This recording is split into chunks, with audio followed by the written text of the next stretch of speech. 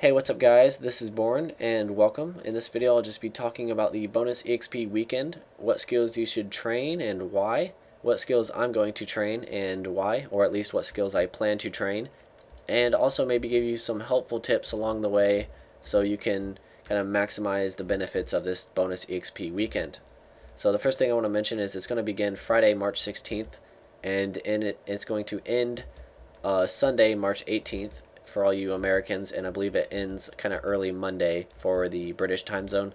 Anyways, when you first log in for the first time, you'll get a 2.7x to your XP counter basically, which means you'll get nearly 3x the amount of normal EXP for the first 30 minutes, and it'll drop down to 2.55, and it'll just go down from there. And so basically, obviously with that being said, when you first log in, that's the most important part of the entire weekend because you're getting the most amount of the experience in the first few hours of the bonus EXP weekend.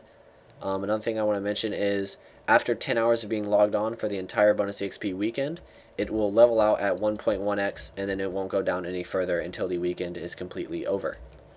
Now with that being said, you obviously want to do expensive skills during the bonus EXP weekend. Some good ones to name right off the top of my head or right over here on this list would be herb lore, crafting depending on what method you use, fletching depending on what method you use, and maybe smithing if you're really poor. Simon. Actually James is more poor than Simon, incredibly. And construction's another really good one. You want to look out for three main things. Cost, shared, like basically will it be affected by other players? Is it a shared kind of thing like fishing? Or not fishing. Fishing is a bad example, rather. How about range? Range is expensive, however, it's required that you have your own world for the best EXP rates.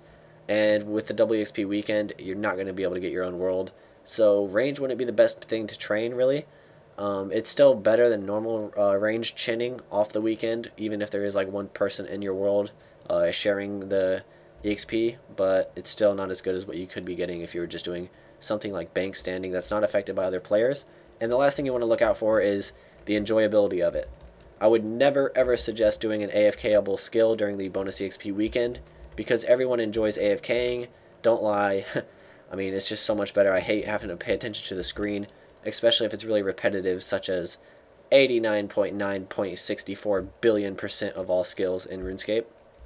And now one thing I'm almost 2400 total. I forgot that. Holy shit. I'm getting good. Okay, anyways, I'm only actually, I could get this right now. Should I get it? Oh yeah, fuck it. I'm gonna get it. I might as well. Bust these puppies out. We're getting a fucking level today, boys. We're getting 2400 total. And so yeah. So obviously you want to look out if your bank's not like mine and you actually care about like money loss. You want to definitely do the expensive skills on this weekend, because not only are you saving all the money, because if you're getting 2x the amount of EXP, then you're saving that much money. So you just gotta gotta go down here. So yeah, I mean, you gotta do the expensive skills on this weekend, obviously. And if you got all the buyables bought out, or you're really ooh, just got it. Woo, 2400 total. Fuck yes. What else did I unlock here? Okay, well, 2400 total milestone. Cool, cool, cool. Okay, so I had to leave the GE. There were some people following me, and I don't like ignoring people, so I had to leave because, I kind of look like a dick not responding to anyone. And I do that a lot. Like, I'll go AFK, and then I'll get back, and people will be like, wow, fuck that kid. He doesn't respond to his subs. And then they just, like, I don't know, don't like me anymore. Anyways, as I was saying, and the reason I don't respond is because it's really hard to do commentaries while I respond to people in game. Anyways, so you're going to look for a skill that you want to train during the double EXP weekend. You need to follow these 4 guidelines. 1, will you ever need the skill? Obviously, you've got a selected amount of time, so you want to train the skill that you're going to need the most in the future. Obviously, I need all the skills because I'm going for the comp cape, so it doesn't really matter which one I train so much as it could for you. Herb lore is a really good one, even if you don't think you're going to get extremes. I bet in a few years, if this game's still alive and you're still playing it and you're still alive and everybody's still alive, that you will want to get extremes. So I would definitely recommend getting herb lore if you don't if you don't know what to train whatsoever.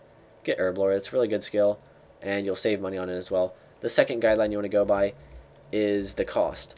Obviously, you want to train skills during the WXP weekend that are very expensive. That way you can save money as well as time training the skill. So it's kind of killing two birds with one stone, and it's more efficient overall. You don't want to do free skills during the bonus EXP weekend. The third thing I want to mention is it enjoyable? You do not, and I repeat, do not want to do AFK-able skills during the bonus EXP weekend, because you're just getting rid of all your good skills during the weekend when you should be getting rid of all the tedious, really crappy, shitty skills like agility or rune crafting that you can't AFK. Because the whole point of this kind of whole entire weekend is to get skilling out of the way. It's to just save time. And so you don't want to save time in a skill that's enjoyable. You want to save time in a skill that's really crappy. So agility comes to mind, hunter comes to mind, that kind of stuff. Also, if it's an expensive, unenjoyable skill, then you're an extra winner because now you saved money, time, and unenjoyable skilling. So anyways, let's go on to the fourth guideline, which is, can it be affected by other players? So as you know, during the bonus EXP weekend, there's going to be a crap load of players who are going to want to train the same exact skill as you. The main problem I'm going to go ahead and talk about is ranged. There's going to be a crap load of people chinning. Every world's going to be most likely full, and so chinning is not going to be the best option. You might be able to find a world later on into the weekend, but I still don't even know about that. So yeah, if you're thinking about chinning, I might have a plan B.